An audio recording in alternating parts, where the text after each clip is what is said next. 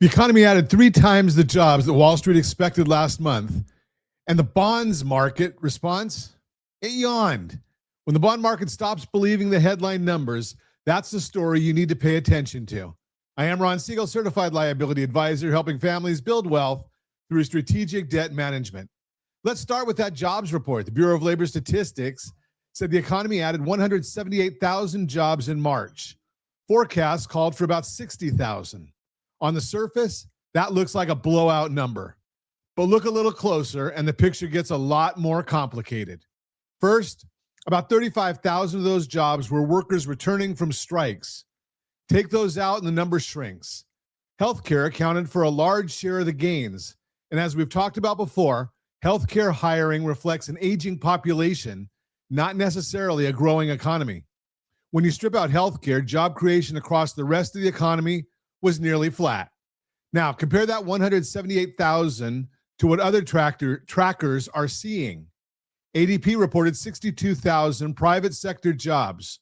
Revelio Labs came in at just 19,000, and 16,000 of those were in healthcare.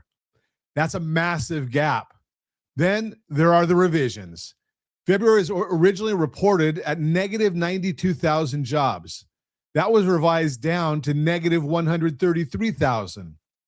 When you combine March and the February revision, you get about 45,000 jobs over 2 months, or roughly 22,000 per month. That is a far cry from the headline number. So what about unemployment? It ticked down from 4.4% to 4.3%, which sounds like good news, but it really dropped for the wrong reason. Nearly 400,000 people left the labor force entirely. They are not being counted anymore, but they are still out there.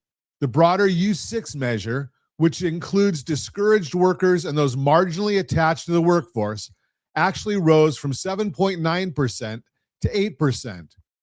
Labor force participation also slipped from 62% to 61.9%.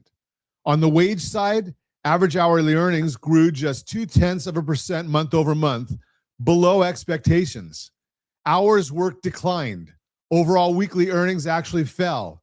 If the job market were as strong as the headline suggests, you would expect wages and hours to be rising, not falling. Layoff announcements are climbing too. Over 60,000 job cuts were reported in March, and according to Challenger, 25% of those cuts were tied to artificial intelligence. Continuing unemployment claims remain elevated at 1.84 million, a sign it is taking longer for displaced workers to find their next position. Here's the important takeaway for your clients. Even with this mixed jobs picture, home values remain strong. According to Case-Shiller, prices have now increased for 6 straight months at an annual pace of about 3.3%. A $500,000 home gaining 3% in value adds roughly $15,000 in equity in just 1 year. That's real wealth building, and it is why strategy beats rate always. On oil and global markets, West Texas Intermediate crude is trading around $110 to $111 a barrel. The situation with Iran and the Strait of Hormuz remains unresolved. That uncertainty is keeping pressure on energy prices. Brent crude saw the largest quarterly price shock in history, rising from about $61 per barrel at the end of December to over $118 by the end of March. That nearly 95% increase has ripple effects everywhere, including mortgage-backed securities. The interesting thing is that the bond market has started to disconnect a bit from oil. Earlier in this cycle, rising oil meant rising yields, but now recessionary concerns are creeping in. Higher energy costs slow consumer spending, which slows the economy, which can actually push bond prices up and yields down over time. It is a tug of war between inflation fears and slowdown fears, and right now the bond market is leaning toward caution.